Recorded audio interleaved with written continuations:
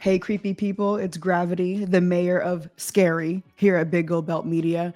And I hope you're in the mood for something wild today because I am so ready to talk about this Japanese monster jam that I just screened at the Overlook Film Festival. Mark my words, the only way you'll ever get me to see a World War II movie is if you throw a crazy monster in there. That's the only way. I thought personally that I had seen the end of it after Godzilla minus one, but oh nah, here we go again. Here we go again. I knew. I knew that I wouldn't regret this pick. So this was the first movie that I screened at the festival, and I swear this one is just straight up a love letter to Zero Gravity personally. It is pretty far from the greats of monster movie history, but it is an over the top survival story that luckily rides the line of humility.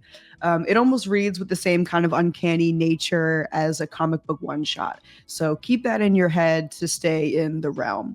So this film, called Orang Ikan, or its English title, which is Monster Island, is both written and directed by Mike Williune, and it's pretty much a classic monster movie in the format as you can get, and I don't say that in a bad way at all. The synopsis is as follows.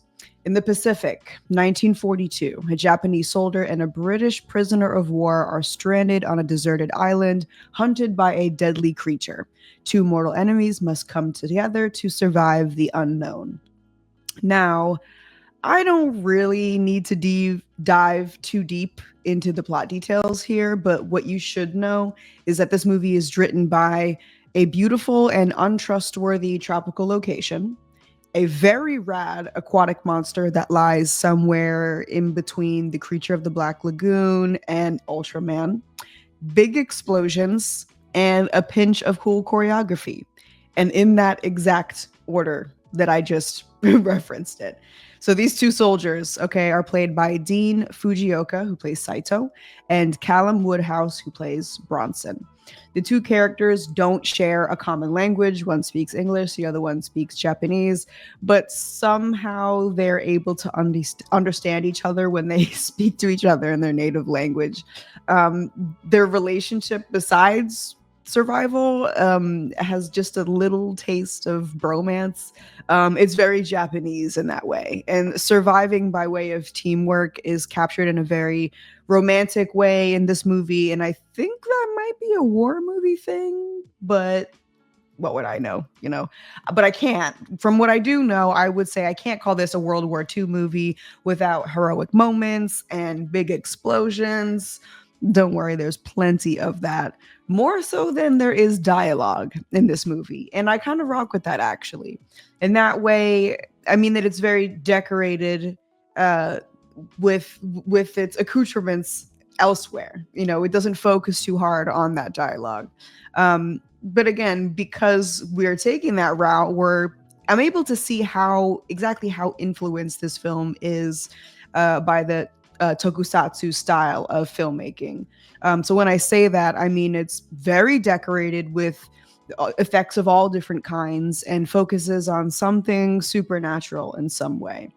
So, with that being said, I could absolutely cite kaiju films as an example, but Orang Ikan offers a lot of expression in the same vein as Power Rangers, like I mentioned before, and Ultraman. From the design of the actual monster to the way that the three characters move and interact with each other to the dramatization of it all, because boy, is this dramatic. But y'all know at the end of the day, I have to keep it honest. It certainly has its flaws. Really, my most prominent is the pace and the editing of this film.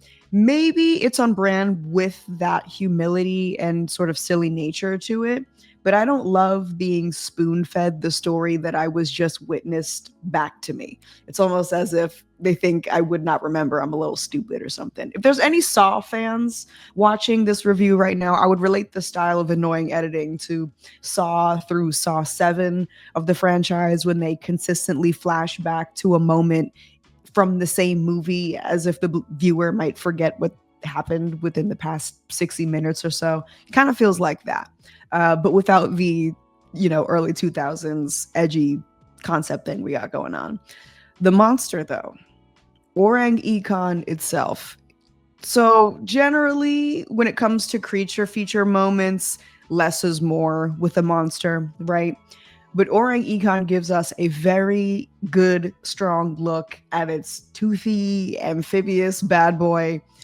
It swims, y'all. It sprints. It stalks. It's got a killer howl. Boy, does this thing howl. It's bipedal too, which also brings me back to my tokusatsu point.